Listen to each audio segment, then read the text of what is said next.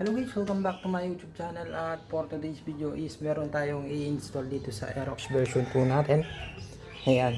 Bali meron tayong i-install dito na winglet side mirror yan guys. Ito. Ganito yung itsura niya. Yan. Winglet. Kaya tinawag na winglet. Yan. Style yung winglet niya. Yung design. Tapos blue lens na nga pala yung binili natin. At ito-try natin dito sa Aerox version 2 natin kung babagay ba. At ayun nga guys, kung bago lang sa ating channel is don't forget to click the like, subscribe at pindutin ang notification bell para update kayo sa ating susunod bang i-upload na videos.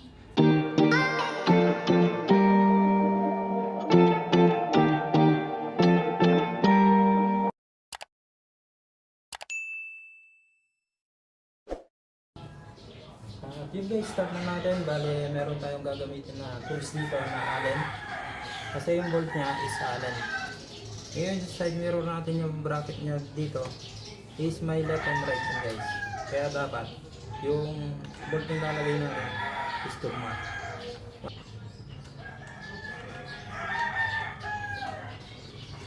Okay. Ito yung pasok dito guys, yung Allen bolt na dito yung lalagay natin. Bali sa kabila, ito naman yung lalagay natin guys. Para di tayo malito. Okay guys, start na natin lagay. Para ito, sa right side natin. Saka napakasimpleng ilagay lang na ito, i-install. Kasi bolt lang talaga yung ating ilalagay. Kasi dito, wala na tayong bubuuin. Kasi naka-full install na lahat.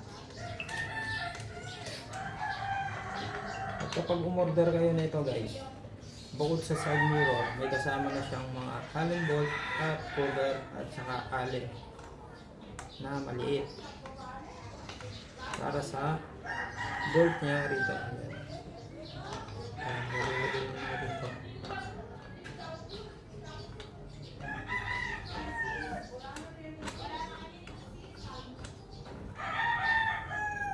At pagkatapos natin guys is kayo na yung umusga kung bagay pa or hindi sa ating Aerox version 2 o yung papangit yung dating ng Aerox version 2 natin.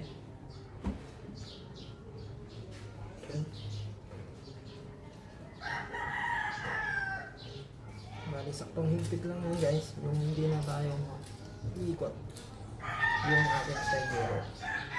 Yan. Yan guys. Yan guys, pinakaganda na ito guys, kung mabilis yung takbo nyo is pwede nyo ito. Yan. Bali ibababa lang natin ito kung gusto nyo mabilis yung takbo. Then kung may LTO naman or checkpoint is pwede nyo itaas yan para pasok sa standard natin para iwas sita. Yan guys, sunod natin tong sa left side niya.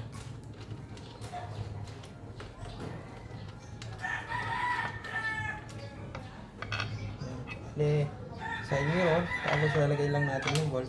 Ganun lang kadali ilagay ito. Tapos gagamit tayo ng Allen. Ayan.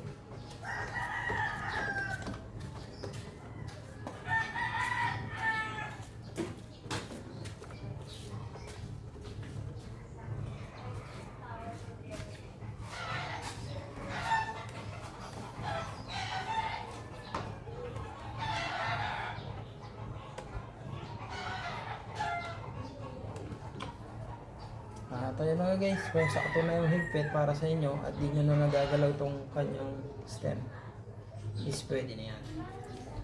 Then ito yung kinaganda niya ito guys, hindi nyo makikita yung bulb dito kasi may cover siya.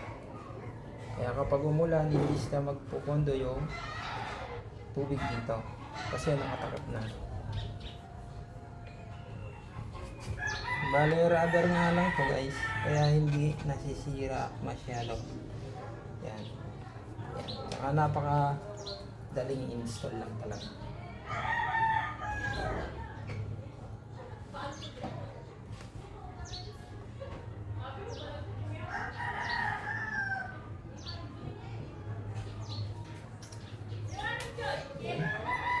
test lang natin itong kabila. Ayan guys, bali tapos na yung pag-install natin sa side mirror ng winglet side mirror natin. At ipapakita natin yung lock niya. Yung astig niya kung ano nga ba yung itsura. At ayun na nga guys, ganito yung itsura kapag nakalagay na yung winglet side mirror natin. Ayan. Bale, ganito yan. Ayan. Yung sa left. Ito yung sa right na guys. Ayan.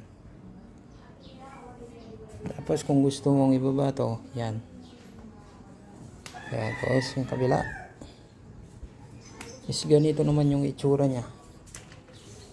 Ayan. Oh. Diba? Napangangas. Sa tingin nyo guys, is mag-comment na lang kayo kung bagay ba sa Aerox version 2 natin o papangit ba yung itsura. And guys, hanggang dito na lang yung ating video guys. Salamat.